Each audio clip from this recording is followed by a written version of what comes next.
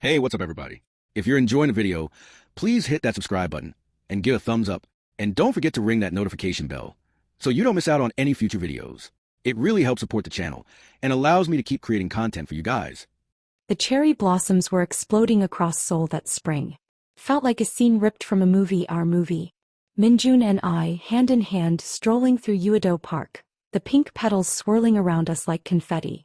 We were celebrating our 5th wedding anniversary. 5 years. Felt both like a lifetime in a blink. He'd surprised me with a diamond necklace that morning, so delicate it looked like frozen starlight against my skin. For 5 years of making my life brighter, he'd whispered, kissing my forehead. I'd laughed, light and happy, thinking, brighter? My life is blindingly radiant because of you, Minjun. We were building our dream life. Our apartment in Gangnam was finally feeling like home. Minjun's business was booming. We talked about starting a family, about painting the spare room a soft, buttery yellow for a nursery. Everything felt perfect. Almost too perfect. It started subtly, like a tiny crack in flawless porcelain. Minjun started working later and later. Important deals, he'd say, his phone constantly buzzing with notifications. He was always vague, always busy. I understood, of course.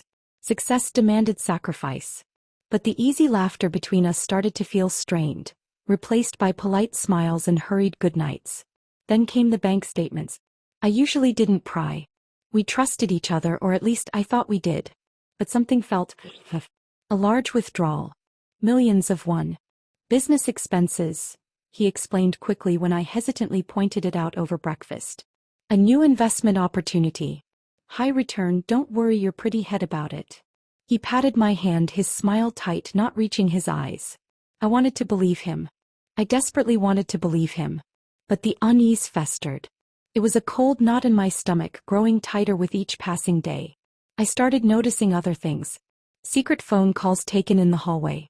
Whispered conversations that stopped abruptly when I entered the room. He was locking his phone with a new password, something he'd never done before. I told myself I was being ridiculous, paranoid. That marriage had its ups and downs. That this was just a temporary phase. Then one rainy afternoon, while searching for a misplaced document in his study, I found it. Tucked inside a manila folder labeled, Taxes, 2023, a real estate purchase agreement. The address. A luxury villa in Songbuk-dong. A place where houses cost hundreds of millions. And the buyer? Park Kyung-soon. My mother. My heart slammed against my ribs. My hands trembled as I reread the document, each word burning into my brain. My mother? A house like that? It made no sense. My mother lived in a small, modest apartment, the same one she'd lived in since I was a child. She'd always been frugal, careful with money. Where, how, and why was Minjun's name nowhere on this document? But I recognized the bank account numbers listed. His business account. The rain outside mirrored the storm brewing inside me.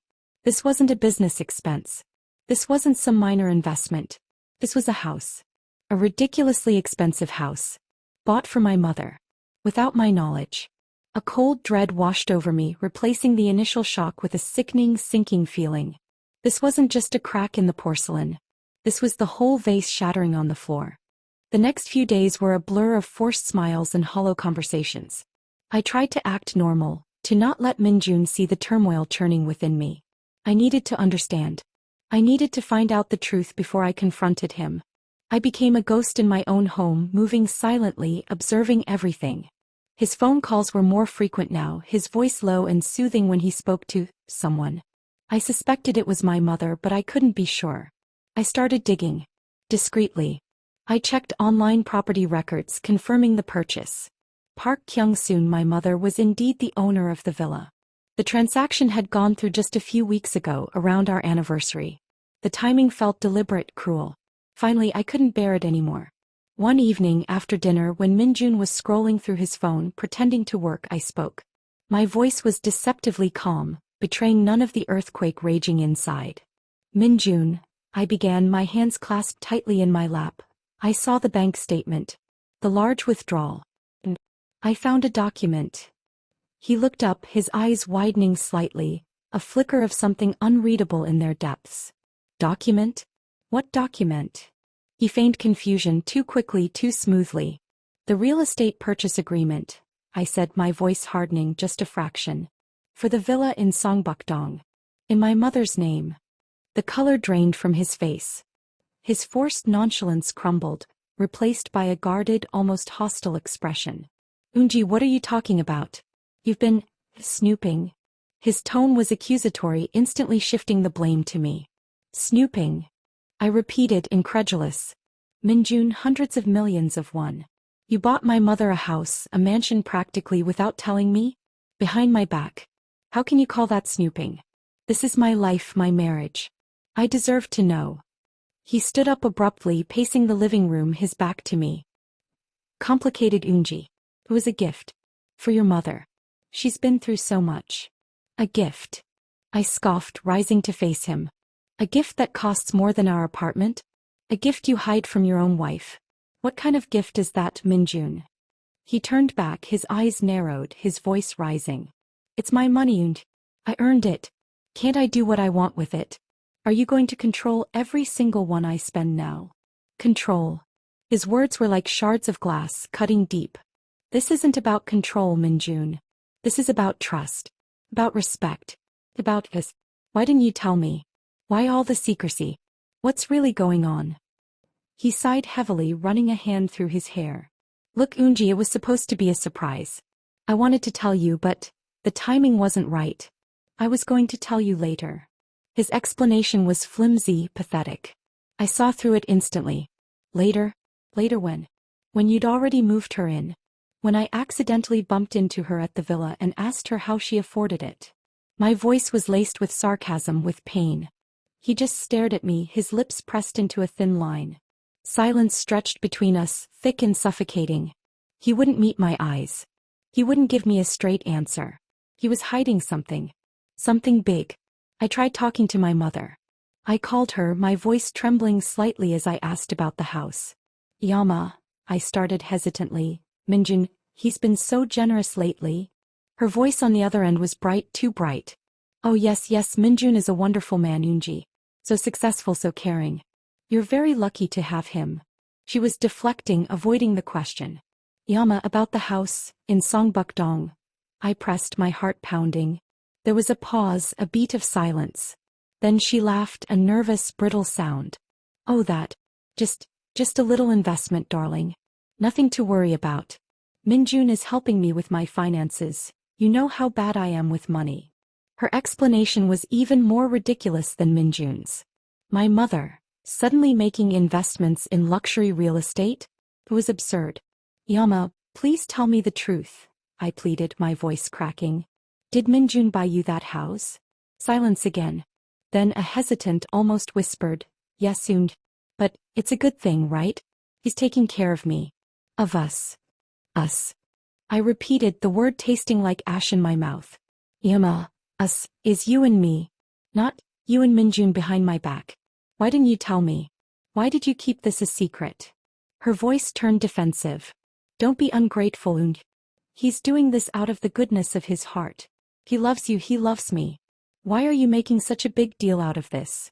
Loves me. I whispered, the word hollow, meaningless now. If he loved me, he wouldn't lie to me. He wouldn't keep secrets from me. He wouldn't buy my mother a mansion behind my back and treat me like I'm invisible. The call ended abruptly. My mother had hung up. I sat there, phone clutched in my hand, tears streaming down my face. Betrayed. By my husband. By my own mother. I was drowning in a sea of deceit, gasping for air, but finding only lies. I was trapped, suffocating in a gilded cage I hadn't even realized was being built around me. I knew I couldn't stay silent any longer. I needed answers. I needed the truth, no matter how painful it might be. I called my mother again, demanding to meet. We need to talk, I said, my voice cold, devoid of emotion. And Minjun needs to be there too. We met at a quiet cafe, the sterile, modern decor a stark contrast to the emotional chaos about to erupt. Minjun arrived first, his face a mask of forced composure. My mother came a few minutes later, her eyes darting nervously between Minjun and me. The moment we were all seated, I didn't waste any time. I turned to my mother, my voice trembling with suppressed anger. Yama, please just tell me the truth. Why did Minjun buy you that house? Why the secrecy? My mother looked at Minjun, her eyes pleading for him to intervene. He remained silent, watching me, a strange, calculating glint in his eyes. Finally my mother spoke, her voice barely above a whisper. It was Minjun's idea, Unji. He wanted to help me.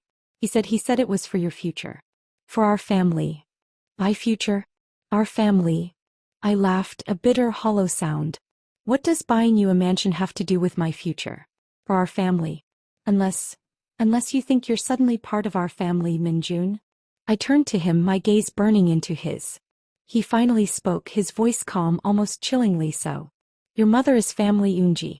And I wanted to make sure she was taken care of. Comfortable. Comfortable? You think buying her a palace makes her comfortable? Or is it about something else, Minjun? Is it about control? The word hung in the air, heavy with accusation. He smirked, a slow, unsettling smile spreading across his face. Control? Unji, you're being dramatic. I just wanted to solidify things. Solidify things? I repeated, my voice rising. Solidify what things? My obedience? My loyalty? Is that what this is about, Minjun? Did you think buying my mother would buy me too? His smile vanished. His eyes hardened. Don't be ridiculous, Unji. I love you. I just wanted to ensure our future together. Your mother is important to you. If she's happy, you're happy. Right? Happy. I exploded, finally losing control. You think I'm happy knowing my husband is secretly buying my mother a house behind my back? You think I'm happy being treated like a child, kept in the dark, manipulated? This isn't about love, Minjun. This is about power. You think you can control me by controlling my mother. You think you can buy my loyalty with a house for her. You disgust me. Tears streamed down my face, hot and angry. My mother gasped, shrinking back in her chair, her eyes wide with fear. Minjun just stared at me, his expression cold, unyielding. He didn't deny it. He didn't apologize. He just watched me break, watched me shatter into pieces right in front of him. You think I'm some kind of prize to be won, don't you? I choked out, my voice raw with pain. Some possession to be controlled. You bought my mother a house not out of generosity but out of strategy. To keep me in line. To make sure I stay your obedient little wife. He finally spoke again, his voice low and dangerous. Unji, you're being hysterical. You're overreacting. I did this because I care about you. About your family. Care. I screamed, slamming my hand on the table, making the cups rattle. You don't know the meaning of the word. You've turned our marriage into a business transaction. You've betrayed me. Both of you. I glared at my mother, my voice laced with venom. You too, Yama. You went along with this. You let him do this. You let him manipulate me, use me.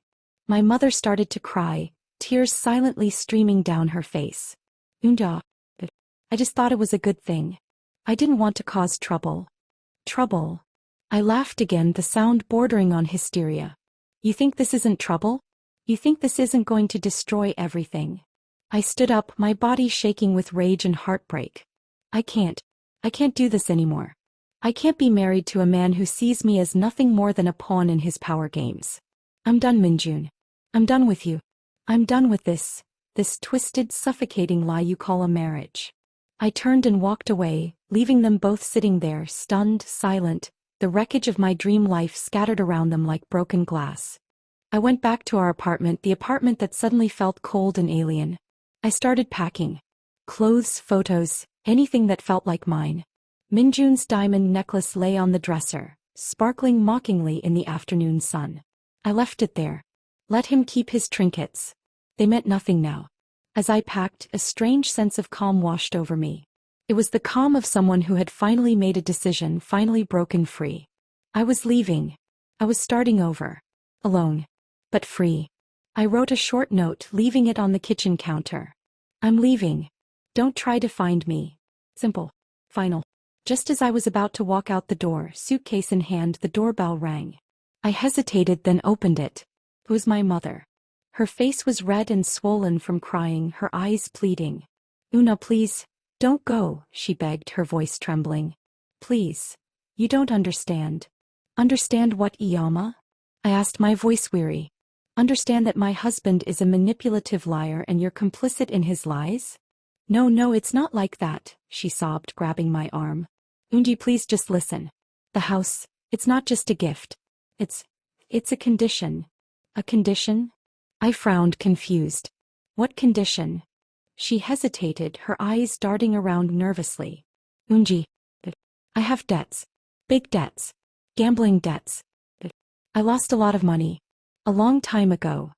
Her voice was barely audible, filled with shame and desperation. My breath caught in my throat. My mother? Gambling debts. I had no idea. She'd always been so careful, so frugal. Minjun, he found out, she continued, tears streaming down her face. He said he would pay off my debts. If I agreed to accept the house. And to not tell you. He said it was the only way. He said, if you knew about the debts you would be ashamed of me. You would leave me. My world tilted on its axis. The house wasn't a gift. It was a bribe. A payment. To keep my mother silent. And to control me. Through her. He knew my weakness, knew my love for my mother. And he'd used it against me. So the house, it's not really yours? I whispered, my voice numb. She shook her head, tears falling faster now. No, Unji. It's Minjun's. He just put it in my name. He said if you ever left him, he would take the house away. And then, I would be ruined. Again. Ruined. That word echoed in my mind, cold and terrifying. My mother financially ruined, homeless. And me trapped. Trapped by my love for her. Trapped by Minjun's insidious plan. Escape. Freedom. It was an illusion. The door to freedom was open, but the path was blocked by my mother's desperation, by Minjun's cruel manipulation. I looked at my mother's tear-streaked face, at her pleading eyes. Then I looked back into the apartment, at the suitcases by the door. The dream of escape, of a new beginning, withered and died, crushed under the weight of reality. I was trapped. Not by walls or bars, but by invisible chains forged from guilt, debt, and a love twisted into a weapon. The cherry blossoms of spring had promised hope, but they had only led me to this suffocating, inescapable nightmare. And as I closed the door, the chilling realization settled deep within me. The house wasn't a gift for my mother. It was a cage for me. And the key was firmly in Minjun's hand.